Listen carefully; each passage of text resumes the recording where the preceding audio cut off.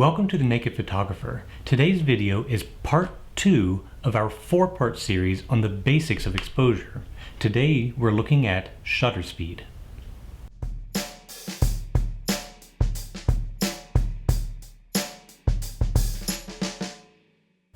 When we're talking about photographic exposure, we're talking about 3 aspects.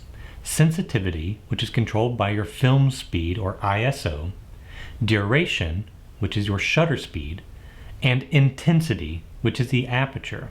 We're talking about the shutter speed, which controls one very important aspect of your image, and that is how long the light is allowed to come into the camera through the lens and strike either the sensor or the film.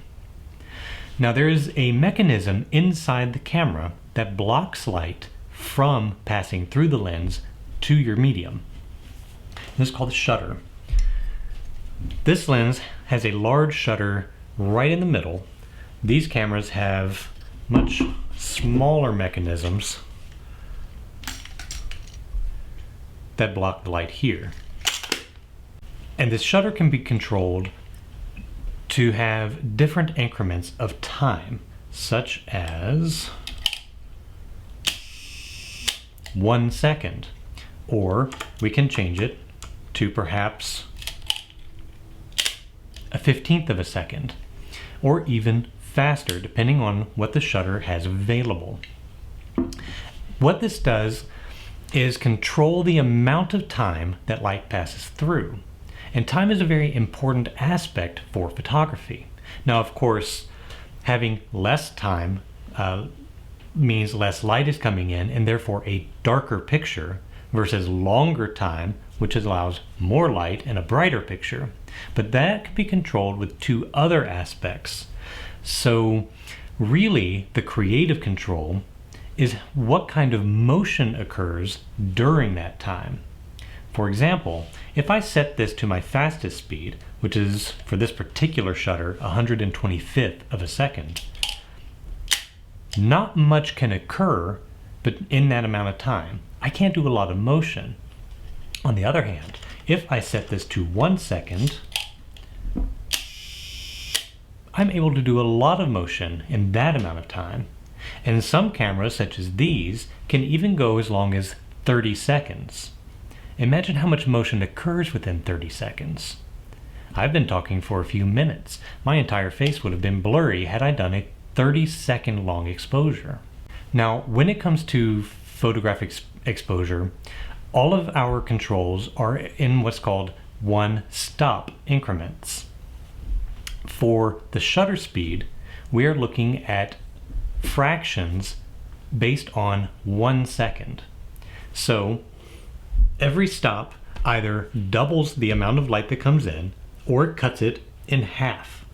So if we base everything on 1 second, then we can see that 1 second would then be cut in half to half a second, and then again at a quarter second, 1/8, 1/15, because rounding things makes it a little bit easier to keep in mind, 1/30th, a 60th, 125th, 250th of a second, 500th, and 1000th. Some can even go faster. This particular camera can do 2000th of a second. You can go to 4,000, 8,000, 16,000. This camera will do 12,000. So depending on the model of camera, you can go very fast. You can go the other direction as well. From 1 second, you can then have twice as long. 2 seconds, 4, 8, 15, and 30. Typically beyond that, there's a setting called B, or bulb. Historically, cameras did not have much of a shutter, and so if they wanted to use a flash bulb, then they would have to hold the lens open in a dark room and then ignite the flash separately. So the B, or bulb setting, is a holdover from having a non-timed setting. This is great if you want to do something like astrophotography, where you might have to have the shutter open for hours. Nowadays, we are able to control the flash with a electronic connection. So it's not necessary to fire the flash independently. though some people still do for creative purposes. Now, it is typical for the shutter speed to be written as a fraction, so it would only show 1/4 for a quarter second. If you have the 4 and the quotation mark, that usually denotes 4 seconds. Now there's a big difference, so make sure you understand how your camera reads. Some cameras will have half or third stops in between, so be aware of that. But whole stops are going to be typically your fractions based off the 1 second. So make sure you understand how your camera is set and how it reads. So let's look at some very quick examples of how the shutter speed is used to control motion during your exposure.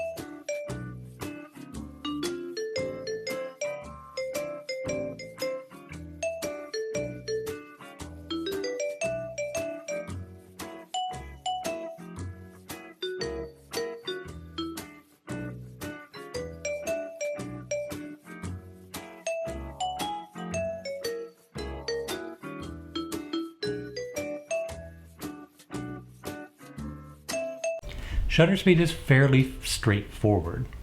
So next time, in part 3, we'll look at the intensity of light controlled by the aperture within the camera lens itself.